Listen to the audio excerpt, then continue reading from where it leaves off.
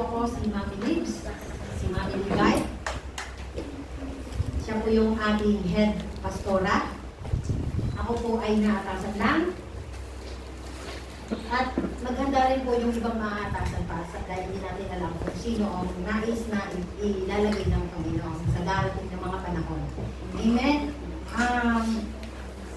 Purihin po ang Panginoon sa umagang ito. At ako'y na-amaze. Kasi from the beginning pa lang ng ating song, ay magkakatagli-tagli na po ang ating message.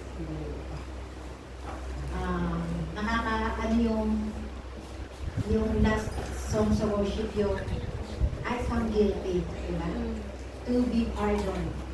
Like the blood of Christ, Amen?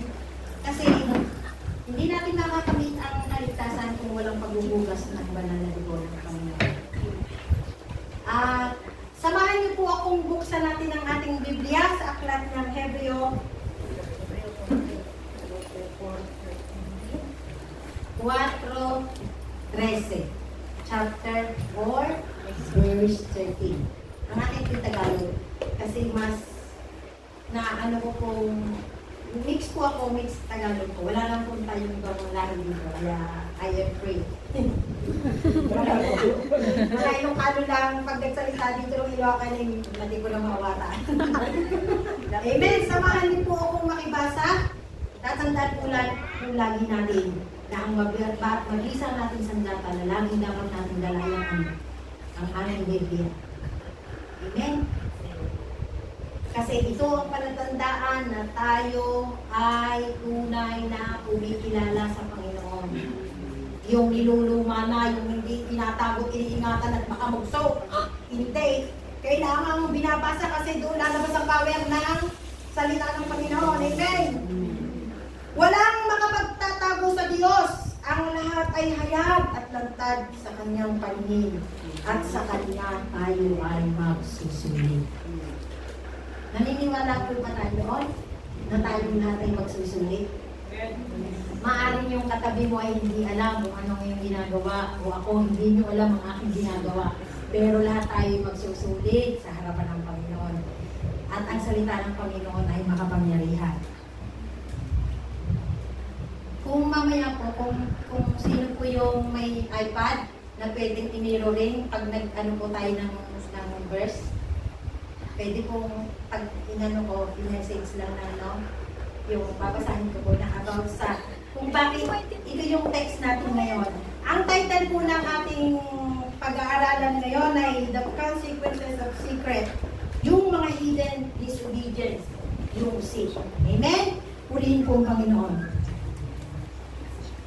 Sabi dito, can we hide our needs to God? No.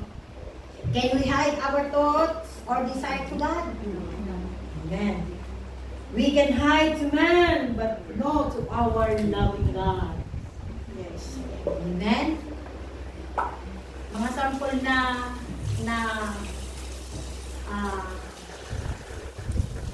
pag-aralan natin para hindi tayo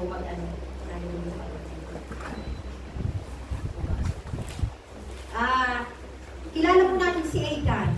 Diba? Sino nakakakilala kay Achan dito? Maganda tayo ng history, character para, yun pala yun, ganun pala yun. Sino si Achan? Wala, baka na naman wala naman nagsasabi. Nakaulit mo di. Ito. Si Achan po ay from ano? From the tribe of Judah. Saan nagmula si Jesus Christ? From the tribe of Judah. Nakakalimutan na Achan ay nagmula din sa akla ni Judah at nasaksihan ng kanyang mga ninuno ang kabutihan ng Diyos nung inalis sila sa Ehipto. Imagine, sabi, di ba, apat na sanod natin pagbabayaran ang kasalanan ng ating mga nino. Para lang tayo mayroon lang tayong maintindihan bakit kaya ganun ang sinasabi ni Sister. Kasi kahit nga po ako nung pinag-aaralan ko ito, hindi ko rin maintindihan, ginugulo talaga ako ng kaaway mo paano. Pero alam kong ipapaunawa sa inyo ng banal na Espiritu kung ano ang ibig kong sabihin. Amen po ba? Amen. Please, makinig po tayo lahat para maintindihan na natin kung ano yung ating pinag-aaralan. Si Achan po ay from the tribe of Judah. Siya po ay great grandson ni Jacob and Laban. At Jacob and Rachel. Si Laban po ay bibiyana ni Jacob. Nililingid sa bawat isa sa atin, si Rachel po ay nagkasala din. Amen? Alam mo ito na yung mga nagbabasa. Dahil si Mami, alam niya yan. Bakit? Sabi ko, makaapat na sa lahi. Si Rachel, bago sila umalis, isama sila ni Israel pa siya dati, hindi pa siya Jacob pa siya, bago naging Israel. Ay, meron siyang kinuha na mahal ng kanyang ama. Amen? Alam mo yun? Saan pa niya itinago? Sa kanya, inupuan niya, di ba? Inupuan niya. Kung ano ang naging consequence nun, nung pag-upo niya, hindi agad siya nagkaanak. Di ba? At saan muna nagkaanak si Jacob? Sa kanyang servant. Okay? So, yung nakakaalam niya, nakapagbasa lang, at yan, sila mami, nabasa niya yung mga bibili. Kasi siyempre, si Mami Librada, iba, alam ko dito, may nagbabasa. Kaya makakasagot. Balik tayo kay Achan. May haba-haba po ito, siguro yung mga alas 3 na po tayo natatapos. Kaya pa ba? Kaya yan. Basta maintindihan natin. Basta may aircon. Yes, may aircon na. Can we imagine how blessed Achan is and his family? Bakit? Bakit siya blessed? Kasi nasaksihan ng kanyang ama, ng kanyang mga ninuno, ang haliging apoy, at ang clouds nagkukover sa nila para sila ay nasa, sa initan na yun. Ganun kabuti ang Panginoon. Pero in a twinkling of an eye sa ginawa niya na kasalanan, marami ang nadamay. At ang katumbas ng ginawa niya ay kamatayan ng buo niyang angkan. Dahil sa nag-umit siya, di ba? Dito papasok ngayon yung last natin. Yung last na, hindi naman yung last ay pita lang ng laman eh. Yung last natin, yung nakikita natin mata, na madali tayong may isang tawag doon yung occupationist. Yung naakit tayo, nagnanasa sa mga bagay na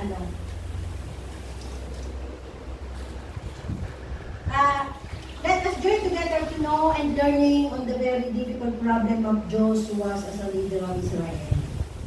Ito po ay pwede rin kumakatawan sa ating pastora. Kasi siyempre, siya yung unang-unang lumuluhod sa harapan ng Panginoon para sa kanyang mga membro. Ganon kahirap ang sitwasyon ng isang leader na hindi natin alam. Kung paano siya umiyak at basahin natin para po natin kung bakit kung sinabi ko. Kasi sa chapter 6, kung babalikan natin ng Joshua, yan po yung aking references ng Pero para po makalapit tayo dito, nagbigay po ako ng example about Achan. Pero para mas maintindihan po ng bawat isa sa atin, sa chapter 7 po, babasahin ko hanggang saan tayo makarating. Amen? Hallelujah. Amen. Ngunit nilabag ng Israel ang utos ni Yahweh. So, balik muna po tayo dun sa sinabi dito para mag-gets natin kung bakit. Sa chapter 6 po, ng verse 18, ang sabi ng Panginoon kay Joshua, kasi si Joshua po yung, let's say, mediator ba? Siya yung nakakatanggap kung ano ang dapat iparating sa mga Israelita para Parang yung pastora natin, siya ang nagpaparating ng mensahe sa atin para maintindihan po natin kung ano ba yun, yung mga dapat at hindi dapat natin gawin. So, sabi dito, at huwag na huwag kayong kukuha ng anumang bagay roon. Lahat ay tutupukin. Kapag kumuha kayo ng anuman, kayo magiging sanhi ng pagkapahamak ng buong Israel. For the second time, na ginawa na kapangyarihan ng Panginoon, naiga ang tubig ng ilog Jordan. Una, anong ginawa na sa kapanahonan ni Moses? Ano ang ginawa niyang kapangyarihan ng Panginoon? Nahati ang dagat at nakalampas ang mga Israelita. How great is our God! Amen. Sa ating mga ninuno, pero tayo, we are very, very stubborn, hard-headed, para tayo ng lahat ang may alam. Amen! So, may warning na ang Panginoon. Tayo ganun eh. Halimbawa, kasalanan na pala yung pang-uumit, pero ang katwiran mo, wala namang nakakakita eh. Pero meron na nakakakita. Yun yung mga sampol na pag lumaki ng lumaki yung pang-uumit natin, malaki na, hindi na natin kayang pigilan. Parang minsan nagiging sakit na, nagiging klepto na. Para makuha pa rin natin na. So, basahin natin dito. Ngunit, nilabag ng Israel ang utos ni Yahweh nang wala kukuha ng anuman sa Jericho, sapagkat yaoy tutubukin bilang handog. Kaya, si Eka na anak ni Kamri, apo ni Sabdi, at apo sa tuhod ni Zerah. Ibig sabihin, fourth generation na, no? From doon sa tatay ng tatay na nagtatay. Ganun, sundan na lang yun. Mula sa lipi ni Judah, ay kumuha ng ilang bagay na ipinagbabawal kunin. Kaya't nagalit sa kanila si Yahweh. Nagsugo si Josue ng ilang tao buhat sa Jericho upang maligtik sa lungsod ng Hai, sa silangan ng Bethel at malapit sa Beth-Aven. Pagbabalik nila ay sinabi nila kay Josue, hindi na po kailangan pumaroon ng lahat ng magpadala na lang kayo ng 2,000 hanggang 3,000 mandirigma upang sumalakay sa lungsod ng Hai. Huwag na ninyong pagurin ang lahat sapagkat maliit lamang ang lungsod na iyon. Kaya 3,000 Israelita lamang ang sumalakay sa Hai at sila'y naitaboy ng mga taga-roon. Inugi sila buhat sa pintuan ng lungsod hanggang sa tibagan ng batong silya. Maraming napatay sa kanilang pagulong na pababa sa bundok. Nalagasan sila ng 36, kaya nasiraan sila ng loob. Ang ganda muna tayo. Para tayo ba? Pag alam natin wala tayong ginawang mali sa harapan ng Panginoon, we can stand. Diba? Makakaharap tayo sa Panginoon with boldness. Kasi wala tayong guilt eh. Why some other Christians are saying sometimes pag mayroong breaking of the bread or drinking wine, some of them are not hooked because they said, I'm sorry, I will do that next time because I'm not worthy. But, yun po ay tama. Hindi tayo po pwedeng makibahagi sa ganyang sacred na gawain kung alam natin na meron tayong guilt sa atin. Halimbawa, kung pumatay ka, i-drink ka pa ba nung doon? Di ba hindi? Kasi doon ka eh, magwala na lang talagang kalos na. Ano yung kalos? Yung wala ka ng pakiramdam, you don't care na. Amen?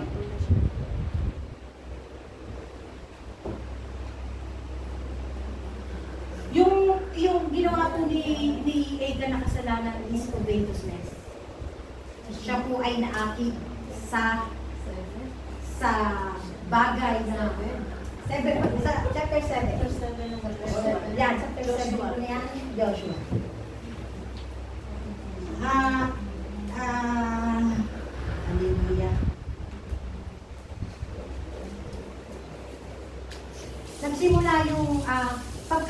nila, i-picture natin ha, nagsimula yung pagkatalo nila, yung conceiving scene, nag-uumpisa pa lang yung pagnanasa, hindi pa napapasok dun sa sitwasyon ganun, pero lagi silang may victory. Imagine for 7 days na nilibot nila Joshua ang Wall of Jericho. Di ba nakabagsak nila yon? Amen, nakabagsak nila yon. Dahil sa ano? Sa pagligid, sa panalangin, sa pag-ayuno, at maaaring sila kumakanta pa kasi may mga trumpeta eh.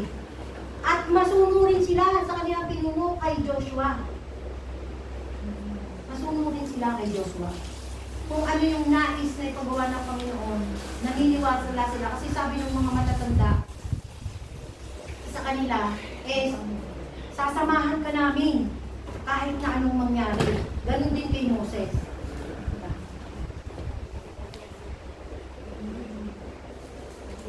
At ang naging resulta ko ng adjust mo ng 7 na pag-ganito na para maano nyo yung ganyan. It was restored of the whole hukong sundalong Israel was defeated. Nagbabala na ang Panginoon doon. Parang tayo, kapag mayroong mga babalasa, kaya nga po ang kagandahan is ganito. Alam niyo po ba na ang Biblia is ginagamit ng Diyos na magkaroon ng warning sa atin? Ano yung mga warning? For example na, huwag kang sisinungaling. Yung pala ihahanda ka. Kasi hindi mo ka haharapin sa harap ng iyong amo. Saan ko lang para mag-extra. Alimbawa, may nabasa ka. Yung kagandaan pag nagbabasa ka ng Bible. May warning na doon na huwag kang magsisinungaling. And bigla na lang tinawag ka ng iyong amo. Sabi sa iyong amo mo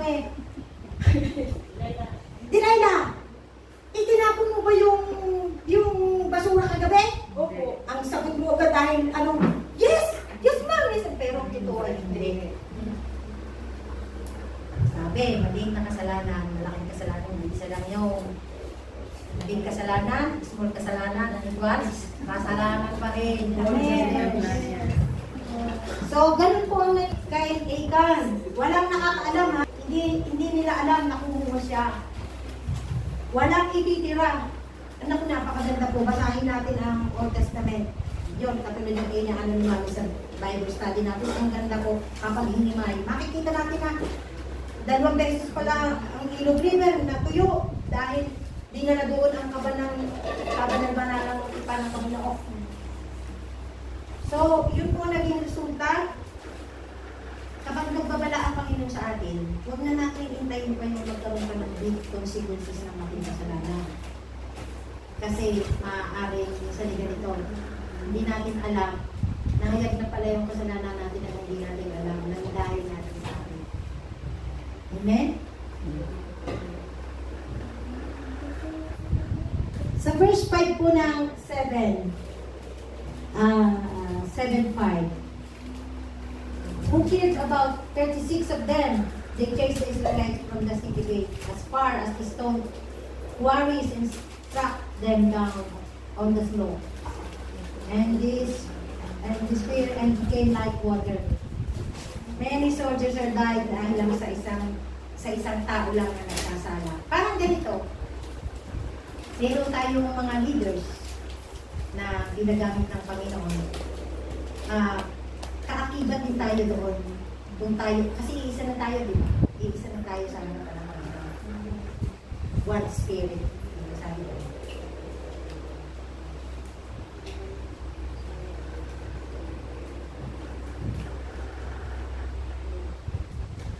Ituloy ko pong basa sa Tagalog. Minahat ni Josue ang kanyang kasuotan sa matinding paghinagpis at nagpatirapak sa harapan ng kabanang-tipan ni Yahweh. Naglagay din ng abo sa ulo at nagpatirapang kasama ni Josue ang mga pinuno ng Israel. Amen. Sino po yung mga pinuno ng Israel sa panahon natin ngayon? Yan yung mga elders, deacons, yung mga ginagamit po ng mga leaders. Hanggang sa lumubog ang araw, at nangusap si Josue ng ganito, Yahweh, aming Diyos, bakit pa ninyo kami pinatawid ng ilog ng Jordan kung ipapalubig din lamang sa mga Amoreo? Big question mark. Kasi bakit niya tinanong sa Panginoon yun na parang may boldness siya? Kasi alam niya sa sarili niya na hindi siya nagkasala. Sinunod niya lahat yung itinuturo ng Panginoon. From the beginning, sinunod niya. At kahit pa ang ano ko po dito, galing na sa prominenteng pamilya si Achan, kilala ang kanila. Kasi from the times of Israel siya from Judah. Ibig sabihin, kumbaga sa lumarangal din siya, di ba? Pero, ang pag-iimbo talaga, ang pagnanasa, iyan ang dahilan. So, sa buhay natin bilang isang Kristiyano, mayroon tayong pwede tayong magtanong sa Panginoon na hindi naman yung nagtatanong tayo sa Panginoon pero tayo naman yung gumagawa. Na parang sample ba,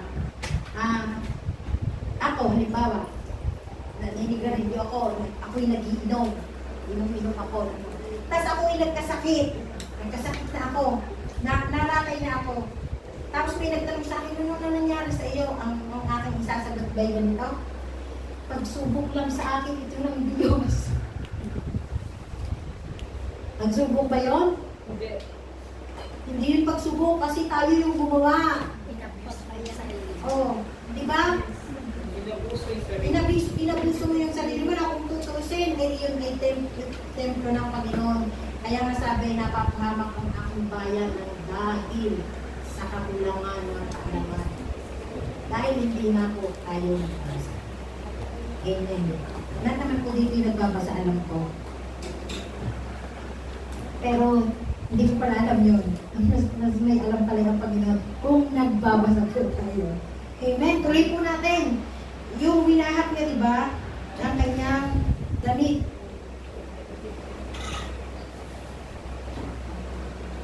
Anong gagawin ko ngayong umurong na sa kaaway ang bayang Israel? Napakalaking kahilingan, di ba? Ang liit-liit ng Hai, pero natalo sila yung hukbo ng Israel. Kasi, ano yung kanyang mga tiktik na pinapunta? Yung mga tiktik na kanyang pinapunta is, parang si Joshua rin na,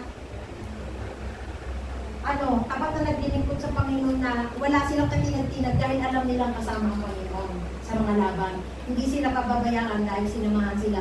Napaghuhunga nila ang Wall of Jericho within 7 days. Ngayon pa ba na maliit lang yung hindi nila kayang salunin pero not knowing, nakaamba na pala yung panganib sa kanila.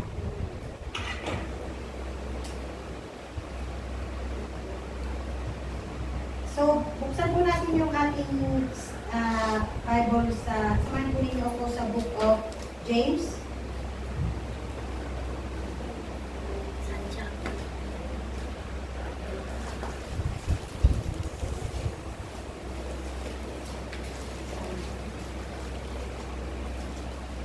Santiago sa Tagalog.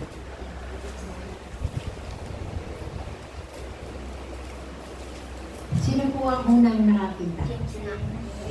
Ito na natin. Nakita na namin yung 1 James. James 1. James 1, 14 and 15. James 1. But every man is tempted when he is drawn away of his own lust and enticed. 15. Then, when lust hath conceived, it bring forth sin, and sin, when it is finished, bring forth death. Amen. Sa Tagalog, pakinggan niyo po sa Tagalog. Natutukso ang tao kapag siya'y naaakit at napapatamay sa sariling pita. Kapag ang pita ay tumubo at nagugat, nagbubunga ito ng pagkakasalan. Kapag lumala na ang kasalanan, ito'y nagbubunga ng kamatayan. Amen. Yung kamatayan nila Achan is kamatayan totally ng physical na katawan. Imagine yung kasamahan. Hindi nananalaytay sa dugo nila ang tawag doon, yung bloodline ba nila ni Judah. Pero kahit kasambahay, di ba kasama sa pinatay.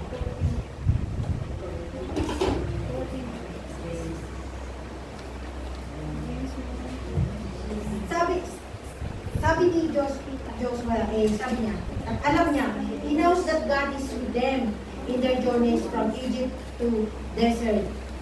He know, etc. Alam niya na, kaya nagtaka siya na bakit gano'n ang nangyayari. Hindi pa alam ni Josue na gano'n ang pangyayari. Hindi pa gano'n. Pero sabi nga is, nothing can hide from the eyes of God.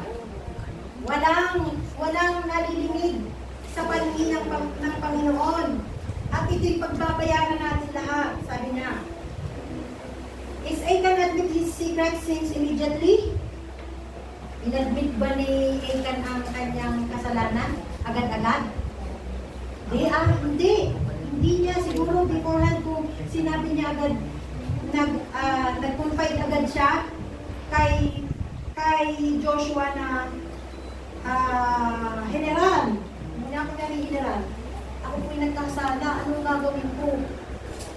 Baka hindi ko rin masabi baka magaling ang Panginoon sa akin kung sabihin ko, baka hindi sila patayin o ganito. Pero siguro magiging light ang kaparusahan na ibibigay sa kanila ng Panginoon. Kasi ginagayad si Joshua ng Panginoon sinasabihan siya. At kahit mga tauhan na yun kasama yun sa pagkakasala ng isang tao lang. Kaya dito sa church natin, kung halimbawa, ang Lord na ang may alam kung ano ang katatayuan natin sa harapan ng Panginoon. Hindi ko naman pwedeng sabihin na, oy, yung Sister Jen, alam ko na ito ay nang umit ng 5 euro, makapamasahe ka lang. Ngayon biglang umawin ka, no? Ngayon lang hindi mo diba? At least umawin ka, ay, pag-pray. Ganun lang yun. Pero hindi rin yung tama. Kasi pakukulit ka rin. White lies na sinasabi, yung kay Rahab, white lies yun. Pero pinasihan nyo ng Panginoon. Diba na yung white lies na yun? Yung white lies na ginawa ni Rahab is alin. Iniligtas niya yung mga tiktik. Diba? Pero talaga ko naiyak. Alam na kung babasahin nakakaiyak. Prostitute, si Rahab. Pero sinabi niya, na kung sakaling ano nyo yung lugar niya, huwag mong kalilimutan ang aking sambahayan na iligtas. Sa siyang prostitute, gumagawa siya ng hindi tama sa Panginoon. Pero dinidig ng Diyos. Si Joshua pa mismo nagsabi na, iligtas ninyo yung tumulong sa atin. Ibabali niyo, ganito. Sana ganun din tayo, yung mapagtakip ba, hindi naman sa kasalanan malaki, yung kaya din lang ba na, para lang hindi lumala. Yung hindi yung, may sinabi dito, ipapalating din. Ayun na. Hindi na. Iba-iba na. Iba-iba na ang lumabas. Ilaw mo ganyan eh, tinulong na bakit ka. Pagdating sa ulit, ang ganda mo. Diba? Sino kanina na yun? And because Achan's sin was done in secret, hindi niya inamin agad. Alam ni Achan na hinahanap na ang taong sanhi ng pagkatalo ng Israel. Huwing talunan at sagutan ng mga Israelita laban sa kauman ni King Hai. Isang malaking kahiyan ng pagtaka sa kaaway. Ang leader ng Israel, si Joshua at ang mga elders ay nanlumo. Basahin natin sa 6:9. Balik tayo sa Joshua.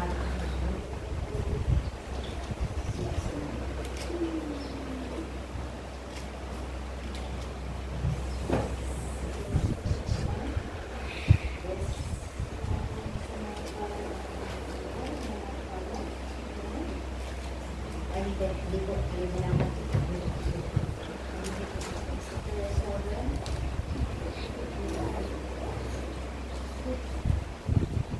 Ibig sabihin, ay sa, ano po tayo, sa 7. 7 pala. 7, 6, 9.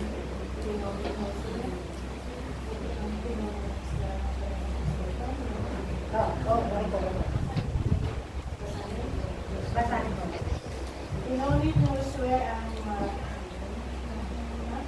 Ibinabalik ko lang po yung ano para Sinunit ni Josue at ang pinuno ng Israel ang kanilang kasultan dahil sa matinding paghihinagpis. Nagpatira pa sila sa harap ng kaban ng tupan ni Yahweh. Naglagay din sila ng abo sa ulo bilang tanda ng kalungkutan hanggang sa paglubog ng araw. Verse 7. At sinabi ni Josue, Panginoong Yahweh, bakit po ninyo kami pinagtawid sa ilog Jordan kung ipanilipon din lamang sa mga Amoryo? Mabuti pa'y nanatili na kami sa kabila ng Jordan. Verse 8. Anong sasabihin ko, Panginoon? Ngayong umatras sa labanang ang bayang Israel. Verse 9. Mababalitaan ito ng mga Kanenyo at ng iba pang naninirahan sa lupain ito. Pagtutulong-tulungan nila kaming ulit sa balat ng lupa. Wala po ba kayong gagawin upang ipagtanggol ng iyong dakilang pangalan? Amen. Sa buhay natin sa panahon ngayon is ganito po yun. Sa literal. Kung may nagawa po tayong kasalanan, napain ng kaaway. Alam niyo sa totoo lang ito ha, based on my experience.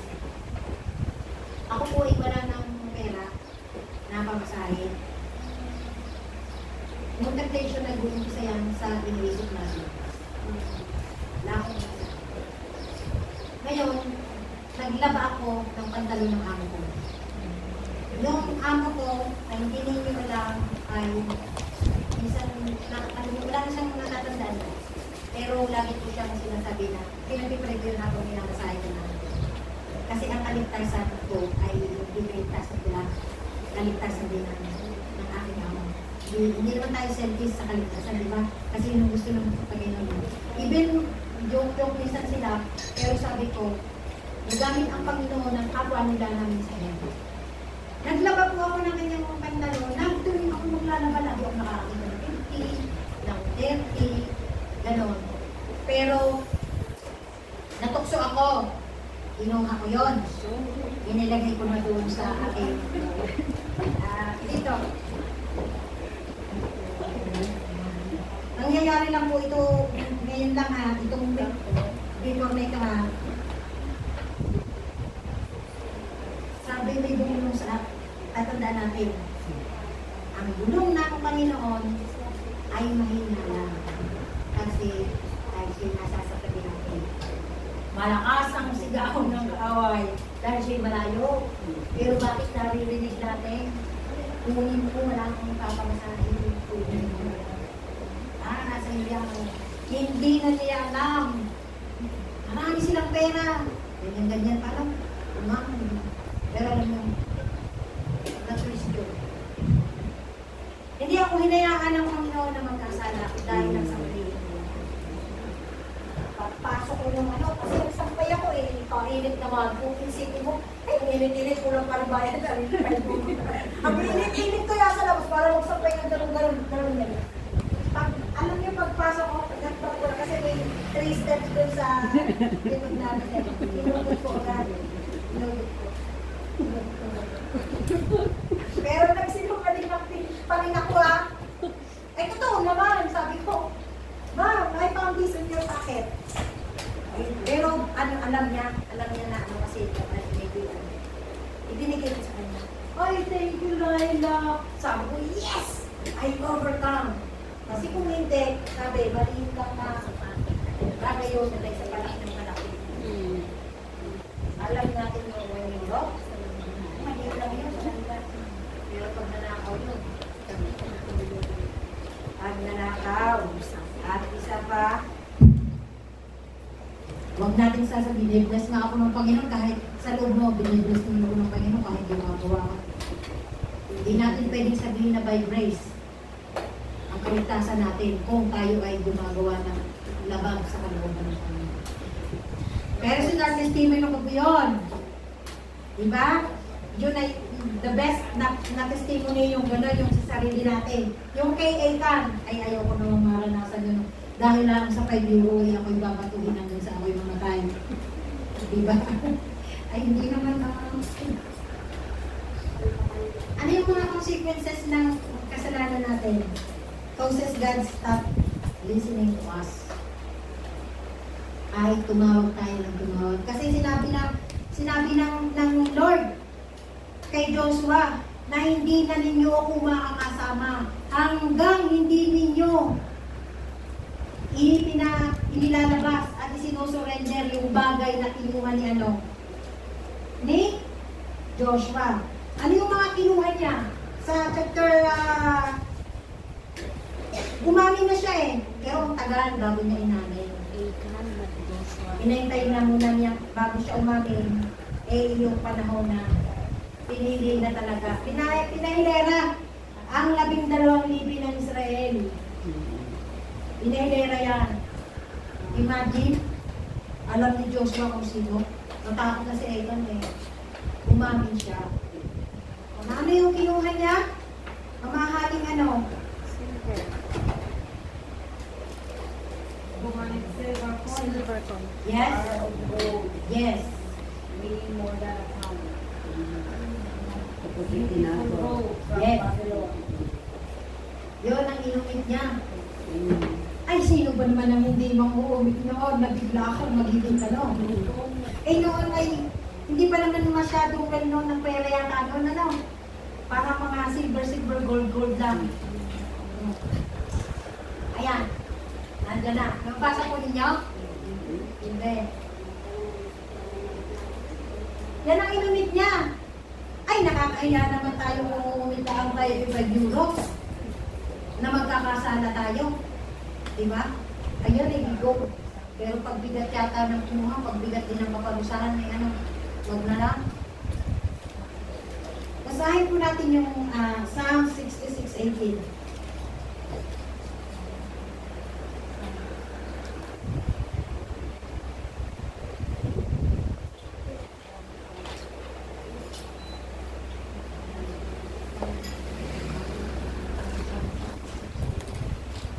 Yeah.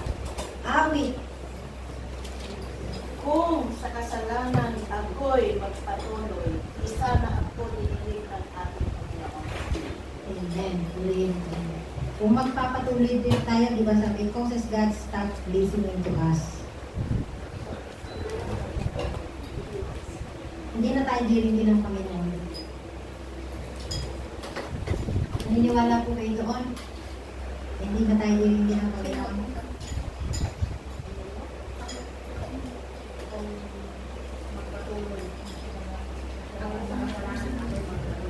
Kasi di ba, lalaki yung lalaki eh. Hanggang sa maging hiniram na po tayo ng ating kasalanan. Yung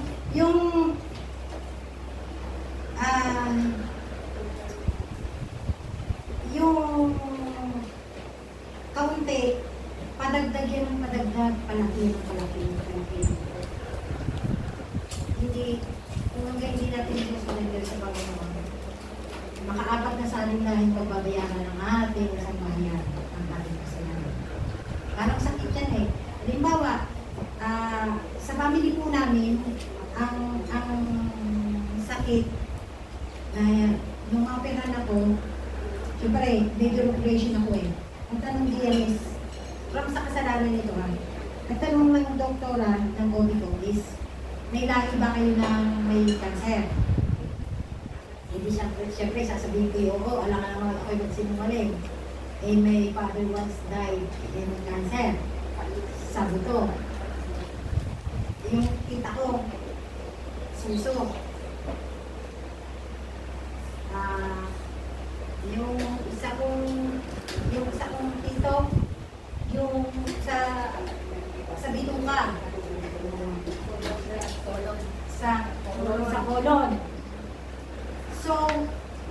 natin na hindi natin yun puputulin, yun ay magpapatuloy po. So kaya pinatay ang buong sambayan ni Achan. Bakit? Pati yung kanyang mga katulong, kasi baka magpatuloy pa. Kaya kinat na doon. So sa atin ngayon, sa sino man sa atin ngayon, na mayroong mga bagay na itinatago sa harapan ng Panginoon. Hindi natin sa Panginoon, we are saved by grace. Pero huwag natin gahasain yung by grace. Kasi, kung patuloy tayong nagkakasala, patuloy natin ibinabako ang Panginoon sa Diyos sa ating mga kasalanan.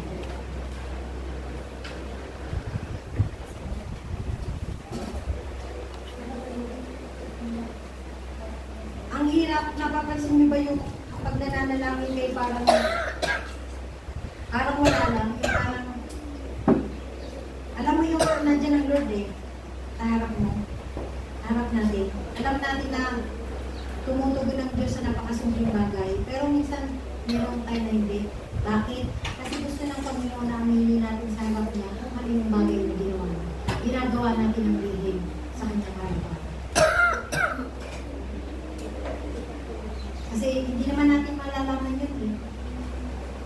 Ang masakit dito, kung bago pa natin naningin sa Panginoon, ay nahayag na. Biglang may isang nag-prophesy. Ito pa. Kung dito lang sa church natin yung na-interpret, yung during the worship time natin, yung praising natin, mayroong nagsasalita. Kung continuous, yung hindi tayo lazy sa pagpupuri sa Panginoon. Continuous ang pagpupuri, bumubukas ang labi, hindi nakamulat ang mata, tinitingnan ang mata, ganyan. Mag-i-speak ang Holy Spirit, may magpa-prophesy dyan. At ano yung prophecy niyang sasabihin? Huwag kang magsisinungaling. Ang sakit kayo ng prayer dahil mayroon talaga. That is a powerful message. Pero wala eh, hindi natin ma-practice yun. Kasi tamad. Tamad ang congregation na mag-worship. Utas na ang worship leader. Minsan ang worship leader pa ang dahilan kung bakit hindi magpuri ang Panginoon sa Panginoon ang mga. Laging nakakikip. Hindi tingnan kung sino yung parang wala, hindi siya, parang may pinagdadaanan siya, yung ganito ganyan. Hindi natin alam kung ano ang pinagdadaanan ng bawat isa. Kaya kung meron man po sa atin na meron tayong itinatago, itong message na ito para ito sa akin, instantly ay na-overcome ko. Dahil ayoko mas lumaki, baka mamaya yung mga pera ng aking amo ay kung saan lang niya lagay, natandaan, dolar pa. Wala naman silang pakialam sa pera, pero ayoko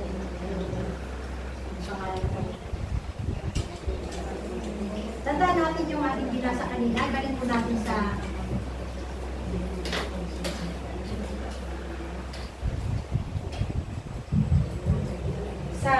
4:30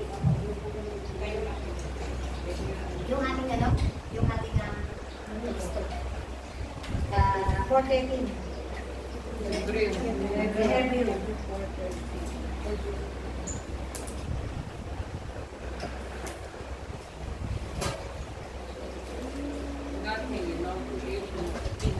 Nothing in all creation is hidden from God's sight. Everything is uncovered and laid bare before the eyes of Him to whom we must give.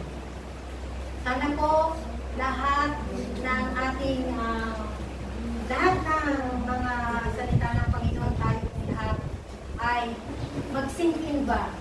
Ma-memory natin para pag dumating yung panahon na ay wala itong bibigyan sa diba?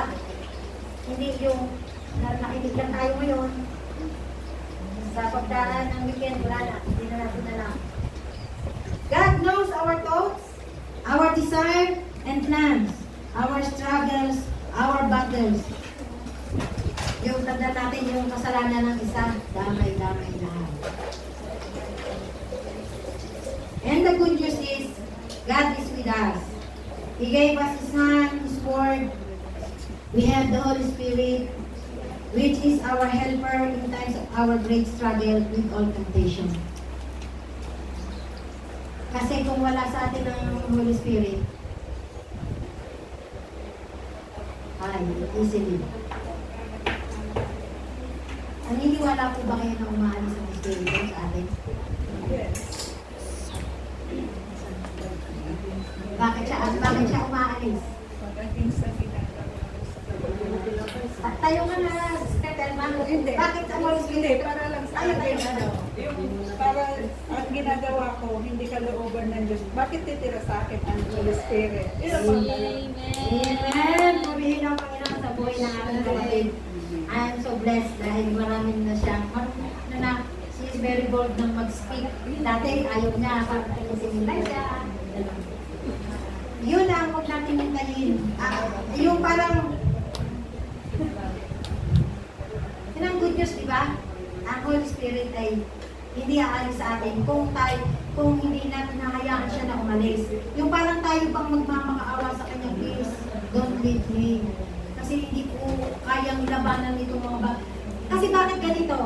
Na sinabi ni Joshua doon na kami yan, Panginoon, pagtatawanan na kami ng mga tagahay. Kayang-kaya na nila kami. Ganyan din ang kaaway natin. Hindi nyo ba alam na pinagtatawanan tayo kapag tayo nagsisimula? Ayan ako yan. Tatakot ko na siya. Si Sister Margie. Tatakot yan eh sa akin na. Huwag nyo na siyang gagalawin. Sa atin na yan. Sa atin na yan. Totoo yun. Kapag dry ka na, ayaw mo nang makinig ng salita ng Panginoon, kahit pumupunta ka pa sa church, hindi ka nakikinig sa nag-preach, parang wala lang. Someday goers lang tayo, then going home. Pero sabi natin, lagi pag may nagtanong, I am born again. I received Christ when I was like this, like that, blah, blah, blah. Meron na. Ang yabang pa natin, di ba ano? Pero huwag natin po hayaan na mag-read. Kasi naminabasa ako doon sa aklat ng Samuel 15:23. Ano ka? Imagine doon, maganda sa ano eh, sa Tagalog. 1 Samuel 15:23. Pakirig na po, sinong unang makano ng nakita sa Tagalog? Yes. 15. Okay. Tagalog. Ang pagsuway sa kanya ay kasilsama ng pangkukulam, at ang katigasan ng ulo'y tulad ng pagsamba sa Diyos-Diyosan. Pagkat sinuway mo si Yahweh, aalisin ka sa pagiging hari ng kanyang bayan. Sinabi yan kay King Saul. Kasi nag-rebelde na siya. May rebellion spirit. Magkakaroon tayo ng rebellion spirit, lalo pag against sa atin. Yung mga nangyayari. Amen po ba? Sa loob lang natin yun ha, hindi pa sumasabot. Ayaw ko ng mga tinuturo niya. Wala man lang ano yung kanyang mga preaching. Hindi man lang ako nakikinig sa kanyang mga ayaw, sino kaya ang susunod na mag-preach? Mas maganda yun. Hindi natin alam, yung pala yung katumbas nun eh, yung pagre-rebelli mo, at pag nagkukatin, magiging rebellious na lalabas na yun. At ilalabas mo na yung ugali mo na gano'n. Yun pala, yung pangkukulang. Hindi yung nangkukulang tayo, nilalagyan natin yung manika, tinuturo, hindi. Isa pa. Sabi doon, ang pagiging, for rebellion is as the sin of witchcraft, and the stubbornness is as iniquity and idolatry.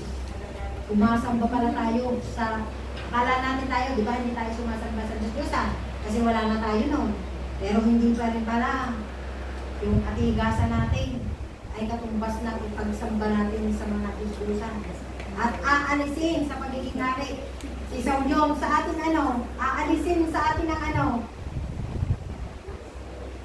yung pagiging anak natin Diyos kung tayo iganong. Naku, marami pa tayo matututunan sa Bible study natin. Pag sila may nakupo, dadaan tayo sa dyan. Lahat, ihimayin, ipapaliwanag. So, and today, if you have a secret sin, now you know. it will cause up legal grounds of the enemy in the church. James 5:16. Malapit na po tayo. Ano na lang?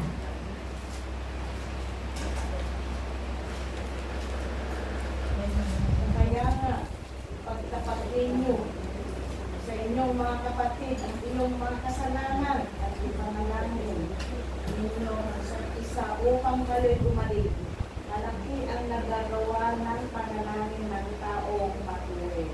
Amen. Hallelujah. Mga kapatid, huwag tayong mahiya na lumapit sa ating mga elders, deacons, pastora, higit.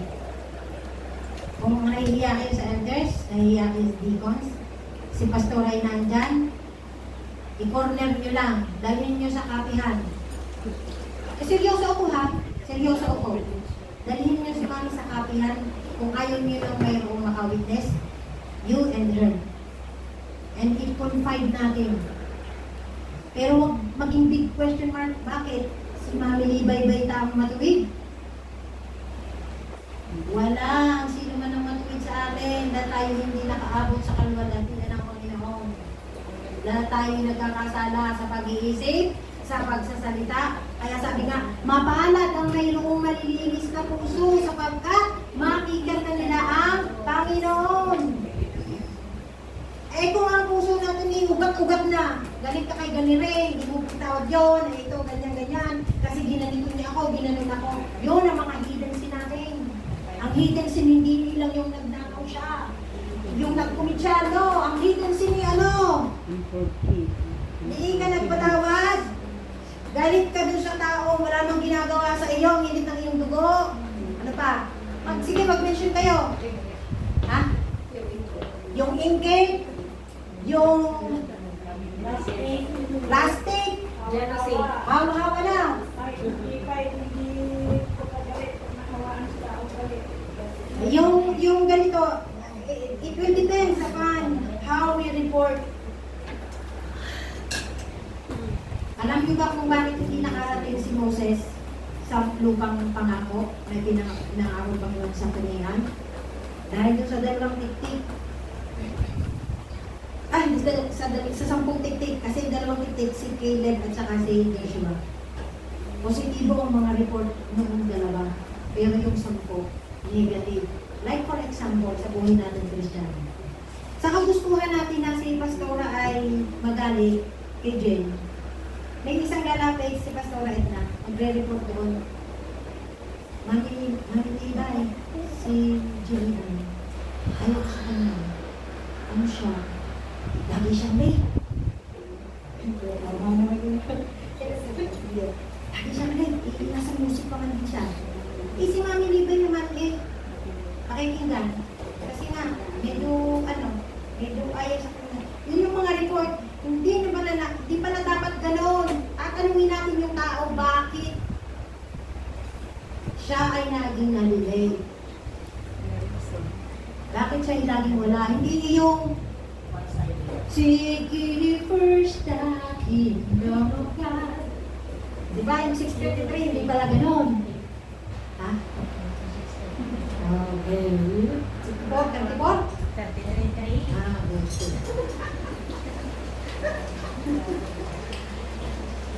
Sana tayong lahat, mapamiyembro, leaders, mapamiyembro, kung may nagre-report sa atin, again sa ating kapatid, ganito lang ang sasabihin natin, sis, ipanalangin lang natin siya. Kasi ang Diyos ang magpapabago dyan. Hindi yung, ayaw na, kasi ibay mo. Wala, naging holy Christmas na. O, pero mga hidden natin, akala natin yung hidden, yung ganun-ganun lang, yung katulad sa akin na nalukso ko mang-ulit, kasi na-ulit ko naman. Hindi gano'n. Yung mga hidden sins na yan, kawawa yan. Kaya kung hindi tayo equip at meron tayong loophole na kaaway, makakapasok, makaka-penetrate sa atin. O, katulad nung sinabi niya, ipagtapat ninyo sa inyong kapwa ang inyong mga kasalanan at ipanalangin ng isa't isa upang kayo gumaling. malaki yung nagagawa ng panalangin ng tao natin. So, if there's anyone, do not hesitate to talk to Mami Libar, to talk to Mami Babes, to talk to Pas Edna, to talk to deacons. We have 2 deacons, we have 2 elders. Sa akin, no, wag na, kasi ako joke.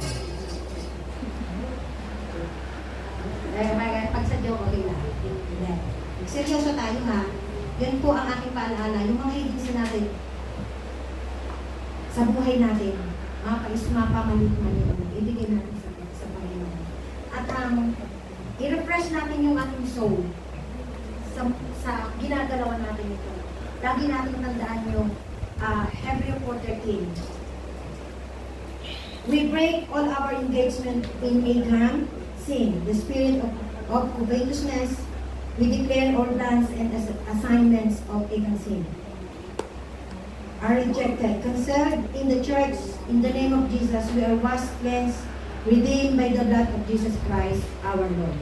So yung ating conclusion doon yung James 5:16.